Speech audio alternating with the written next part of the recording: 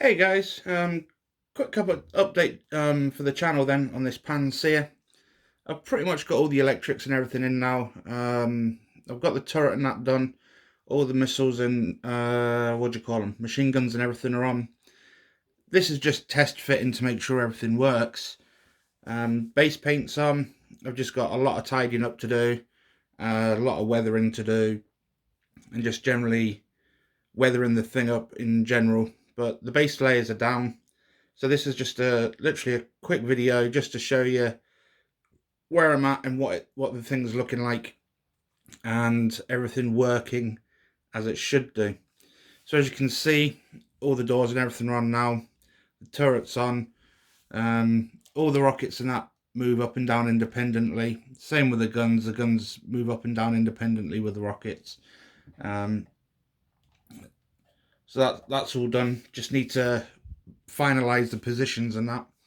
I've got the little target insights and everything that all still free spins and that and moves up and down, but in total this is kind of how the position's going to be. The turret's going to be kind of facing that way, although despite the electrics the turret can still spin 360, so that's all pretty cool.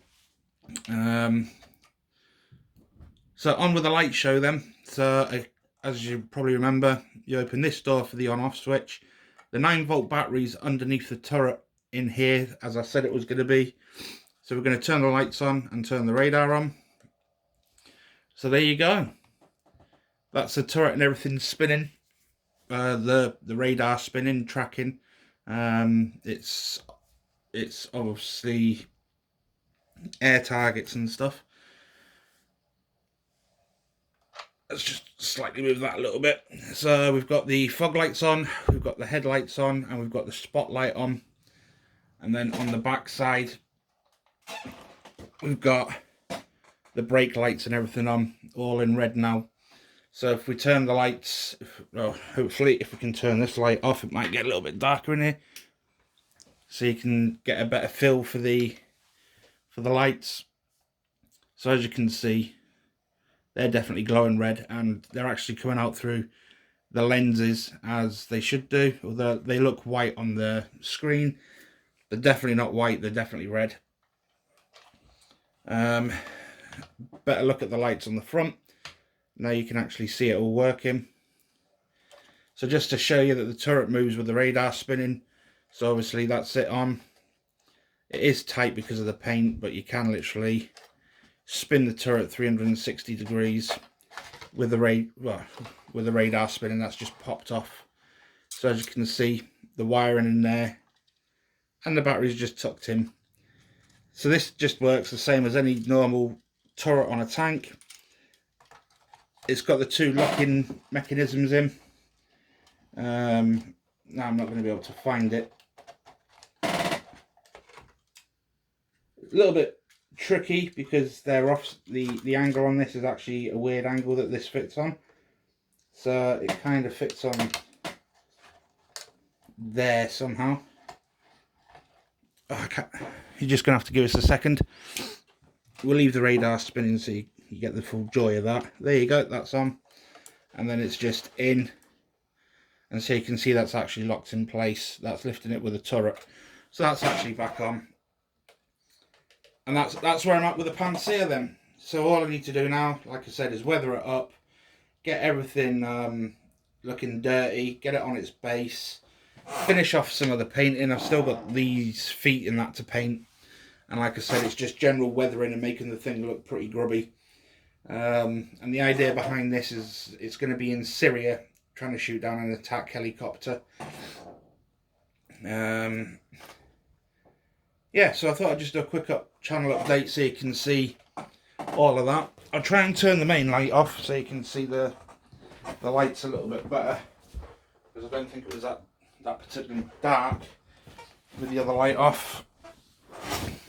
So you won't see the radar spinning now, but there you go. So the brake lights are definitely red.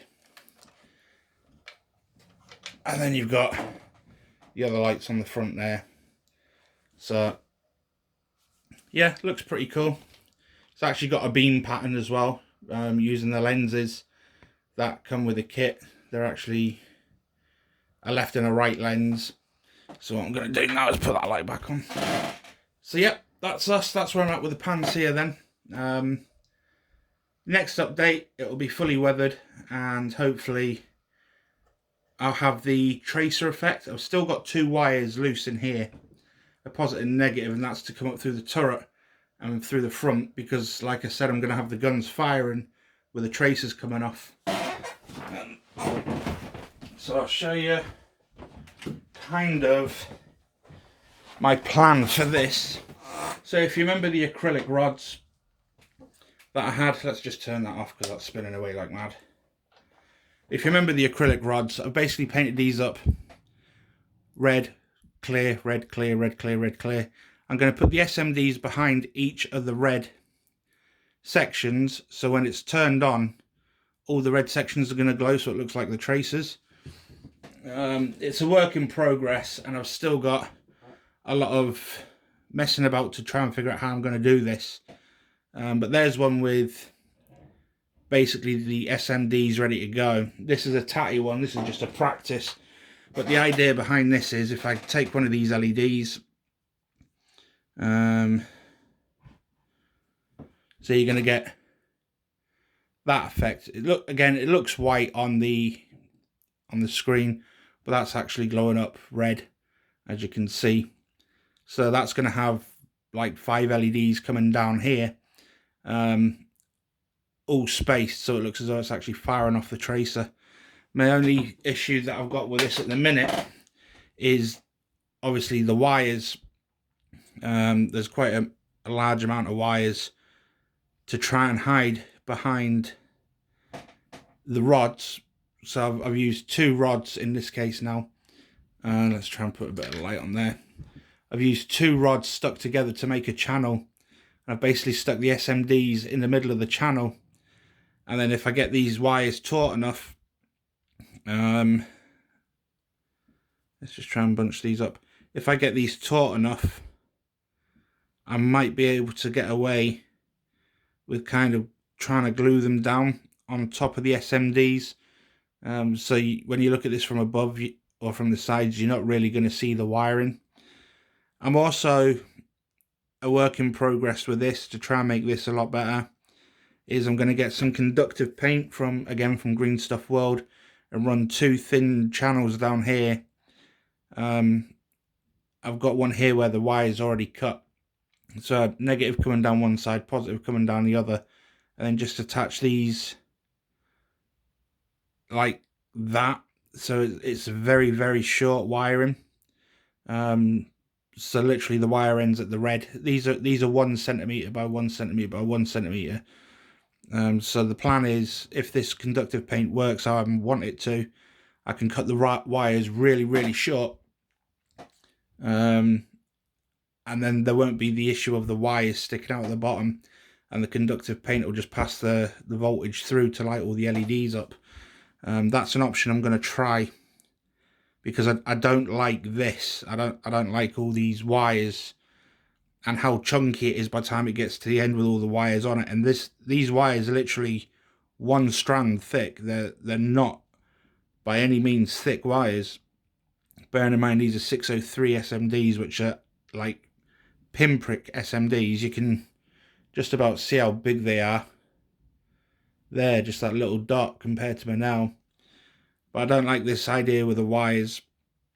Another idea I was toying with is maybe getting a straw, a clear straw, and putting something like this with the SMDs on through the straw, to try and tidy it up a little bit.